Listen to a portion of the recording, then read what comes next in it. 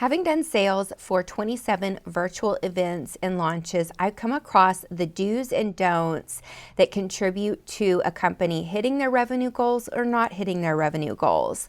And on today's video, I'm going to take you through 6 sales team staffing and training do's and don'ts for multiple 6- and 7-figure launches and events. The first one is don't bring on closers. And what I mean by this is don't bring on closers who aren't interested in warming up leads or following up with them.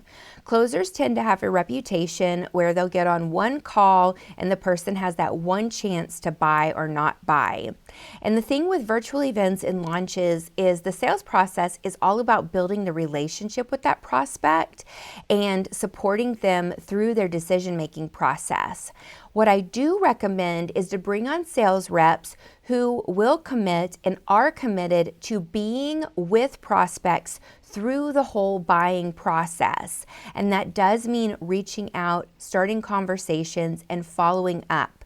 This in itself will make a big difference in your revenue and in your conversions when your sales reps are committed to the prospect's whole journey and making sure that they get the support that is right for them. My next tip is don't overemphasize conducting scripted sales calls. Being too scripted on your calls puts a barrier between the sales rep and the prospect.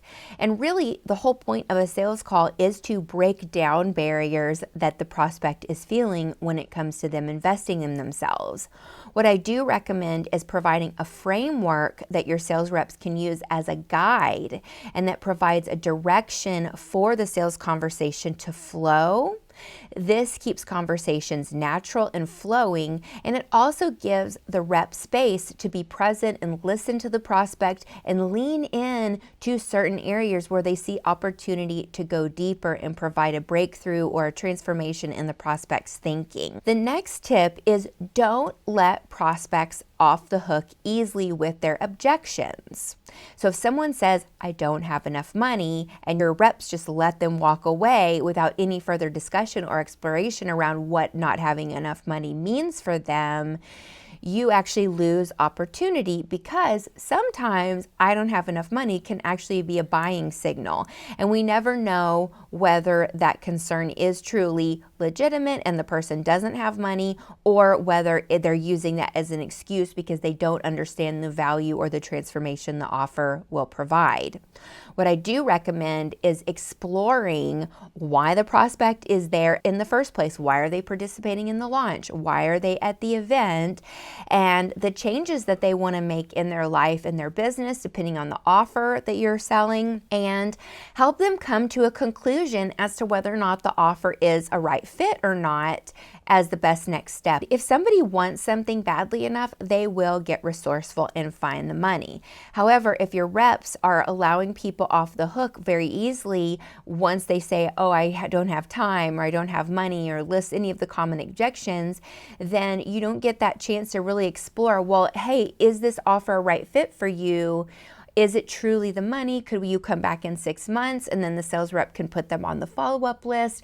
So there's a lot of opportunity to dive deeper and make sure, hey, this is a really great qualified prospect or not, let's let them go. And so when reps let them off the hook too easily, they literally walk away and you never know if you're letting a really good lead slip away. All of these do's and don'ts, they build upon each other, and it all comes down to the company having an engaged and powerful sales culture that the sales reps are coming into and supporting that really creates a safe space for prospects to open up and be seen and heard and recognized by a sales rep who listens.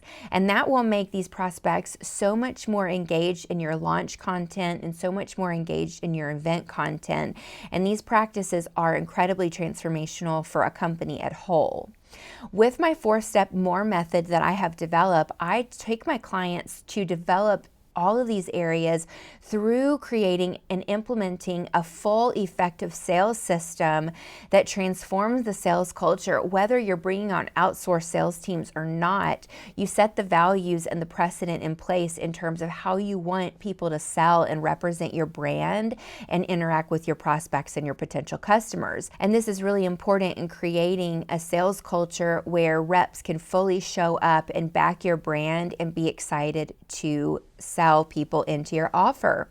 Again, this is something that I support people with, and you're invited to hop on a call with me at http://moremethod.info, and we can have a strategy session and talk about your brand and your business and your upcoming launches and events, and look at what having a full sales system could do inside of your company in terms of increasing conversions and your revenue goals. Until next time, this is Celia Faye Meisel. Bye.